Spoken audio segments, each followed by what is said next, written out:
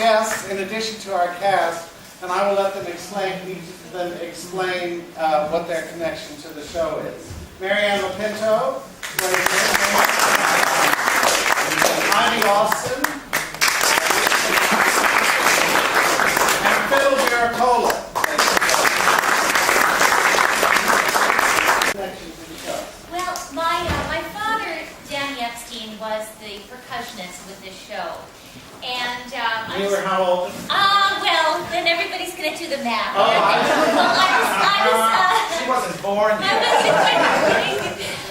was 8. And anyway, I just want to say that in tribute to him, he passed away just about a year ago, and I cannot think of a more joyful way to celebrate him. So I'm so happy to be here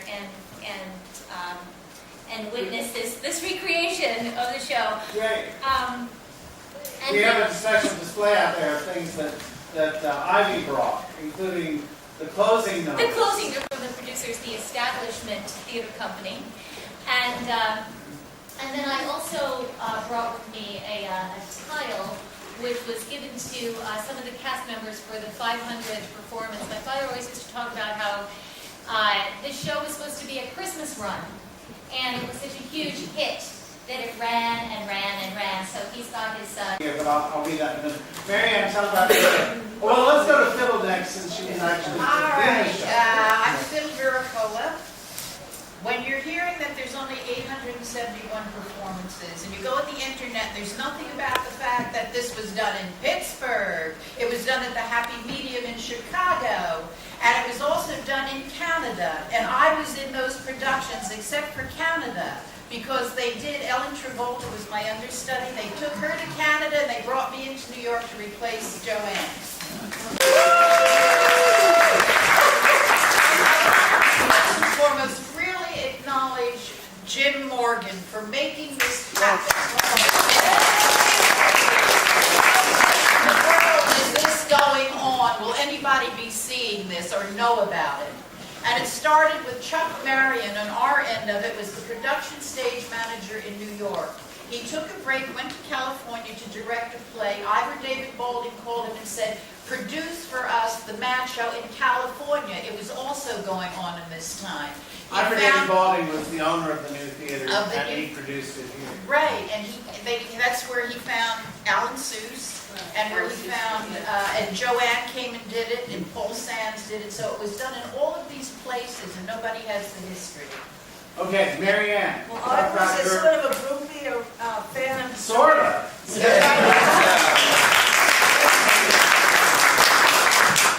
I was a fan of Joanne Worley from the Merv Griffin show, and then we would go to everything, and I became her fan club president. But then when the Mad Show opened, we sort of were there every single week. And many times they would write things or put stuff in the show, and we were there. And you notice on each Mufti we have a display in the lobby about the show. Often Marianne provides that stuff from her incredible treasure trove of memorabilia. But you notice there isn't room on the wall this week for all the stuff that Marianne brought in.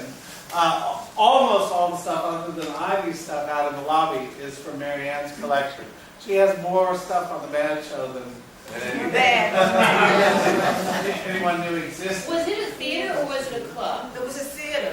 The club was downstairs, and upstairs they had the theater. So it was like theater seating and Yes. aisles and everything. It was a lobby. Well, now we'll get to everyone as we go through it, but let's, Carl, Yes. you knew, when I called you about doing this, you knew it. I knew of the You've Mad never Show, seen it. yeah, but I've never seen anybody Did you do know it. it from the recording? Knew it from the recording. My parents had a lot of cast albums when I was growing up, so we had the recording, and I always remember the Hate song, and of course, The Boy From. And it was something, remember, like from the 60s and 70s, you had party records, and my parents had the Alan Sherman records, and all that kind of stuff, so we sort of grew up with that style, and this was like a favorite of my dad, and I grew up with Mad Magazine, so when Jim said, we're going to do the Mad Show, I'm like, thank God! And for somebody who works off Broadway a lot, there isn't a history of off-Broadway, often recorded with such detail as Broadway productions are. So, especially for a show like this that ran so long, had so many productions and performances, it's really nice to revisit it. It's really nice. What was interesting was, I mentioned Mary Rogers was here last night. When we finally got the rights to it, it took a long time. We had to go through Warner Brothers. I think Warner Brothers and then finally DC, right? Well, Warner Brothers now owns DC, Oh, so I believe, I think. Yeah, yes, someone said yes? Yes. So it's not just a question of going to whatever Sam the French, published yeah. Samuel French and doing what. Right, no, we went through Samuel French, and it took us 3 months to get the rights to it. We almost changed to another show because it was taking so long, and it was slowing up the marketing process and all that. But it was too interesting to do these 2 shows from the new theater. I wanted to keep that if we possibly could. Anyway, so when we finally got the rights, I called Mary about it, and she couldn't have been more welcoming and more enthusiastic And about she it. gave us a great lunch. Yeah, she invited us over. We had wine! She invited us over for lunch, and what was interesting, she didn't remember lots of. Yeah, we were asking, we wanted details, we were like fragments in the script, because the script was published many years later, after the show had sort of closed in New York, the Sam French version, and so there are some references that don't quite jive up to 1966, but for the, so there's some things that are vague. It'll simply say, kitty car crossover. What does that mean? What did he do? It says dippity-doo. And it just says dippity-doo, dippity-doo, dippity-doo, dippity-doo. But what did they do there? This poor stage manager had no time to ever sort of write down, like, what does any of this mean? Because you can imagine that there was just props and costume pieces and just things everywhere. Dippity-doo, what was They did it in toe shoes. And Stephanie she went Smart. up, I told her last night, I told Stephanie last night, in toe shoes. So she up and down, dippity-doo, dippity-doo. And that's how that was. fired?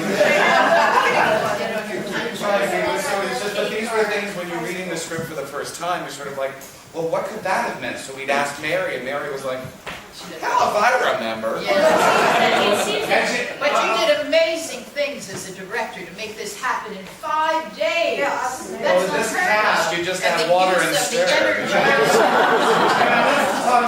The first thing I was leading up to was Mary, first of all. One of the first things we said was, yeah, it ran for 871 performances. And she said, it did not. She didn't remember that at all. But it really did. Well, it did. I'm not sure it was all with the new theater, because I saw it later in the 70s at some place on 6th Avenue, in the bottom of some. No. No. That could have just been the mescaline. Oh, no, I didn't have that. Anyway, cast. Who of the cast who are here knew the show at all going into last Monday morning? I mean, I had heard of it, and I knew it was the, not so long ago I read the Sondheim book on his lyrics, so I'm a geek, so I immediately was like looking up the show, and then it happened to be that the audition notice came up, and I was like, oh, I just read about this show. So that's me. Well, when the CD came out, my husband got it. My husband's very much a Mad Magazine fan and pop culture fan in general. And he played the boyfriend for me and told me the story about it being Stephen Sondheim. But I never heard the rest of the recording. It was sort of, in the iTunes library, there are things that are his, there are things that are ours, things that are on his iPod, not on mine. So I hadn't really heard it, but I knew we had it, and I knew that it existed, and he was telling me a little about it. But then when I found out, but he told me, oh, Joanne Worley was in it, Linda Lavin was in it, it was very pre-Laugh, and so I had some semblance. And when the casting notice went up, it's just like,